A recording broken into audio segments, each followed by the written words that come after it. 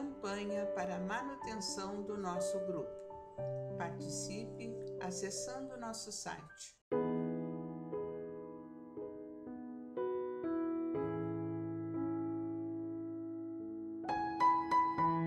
Olá, sejam bem-vindos ao canal do YouTube do Grupo Espírita Francisco Xavier e a leitura do livro O Espírito da Verdade, recebido através da psicografia de Chico Xavier e Valdo Vieira. O texto que vamos ler hoje é o texto de número 68, Provas Decisivas. E esse texto é de nosso irmão Lameira de Andrade e que nos diz o seguinte: clamas contra o infortúnio que te visita e desespera-te sem reação construtiva ante as horas de luta. Falaram-te do Senhor e dos aprendizes abnegados que o seguiam, nas horas primeiras, nascendo a marginada de pranto e sacrifícios. Queres, porém, comungar-lhe a paz e viver em menor esforço? Todavia, quase todos os grandes vultos da humanidade, em todas as épocas, em todos os povos, passaram pelos tempos de provas decisivas. Se não observemos, Cervantes ficou paralítico da mão esquerda e esteve preso sob a acusação de insolvente, mas sobrepairou acima da injúria e legou um tesouro à literatura da terra. Bernard Passili experimentou tamanha pobreza que chegou em certo momento a queimar a mobília da própria casa, a fim de conseguir suficiente calor nos fornos em que fazia experiências. Contudo, atingiu a perfeição que desejava na sua obra de ceramista. Shakespeare sentiu-se em tão grande penúria que se achou um dia a incendiar um teatro tomado de desespero. Entretanto, superou a crise e deixou no mundo obras-primas inesquecíveis. Victor Hugo esteve exilado durante 18 anos, todavia nunca abandonou o trabalho e depôs o corpo físico no solo da sua pátria, sob a admiração do mundo inteiro. Faraday, na mocidade, foi compelido a servir na condição de ajudante de ferreiro, de modo a custear os próprios estudos. No entanto, converteu-se num físico mais respeitado por todas as nações. Hertz enfrentou imensa falta de recursos e foi vendedor de revistas para sustentar-se.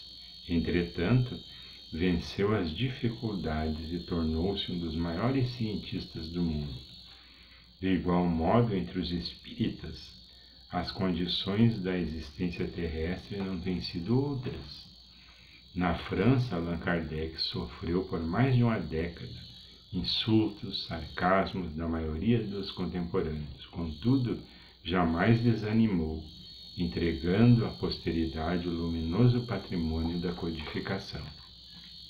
Na Espanha, Amália Domingos Soler, ainda em plenitude de suas forças físicas, tolerou o suplício da fome, na flagelação da cegueira, todavia nunca duvidou da providência divina, consagrando ao pensamento espírita a riqueza de suas páginas imortais. No Brasil, Bezerra de Menezes, abdicando da fulguração da política humana e, não obstante a posição de médico ilustre, partiu da terra em extrema necessidade material, o que não impediu a sua elevação ao título de apóstolo. Em razão disso, não te deixes convencer pelos obstáculos. A resignação humilde, a misturar as lágrimas e sorrisos, anseios e ideais, consolações e esperança, constrói sobre a criatura invisível a auréola de glória, que se exterioriza em ondas de simpatia e felicidade. Quando o carro da tua vida estiver transitando no vale da aflição, recorda a paciência e continua trabalhando, confiando e servindo a Jesus. Lameira de Andrade.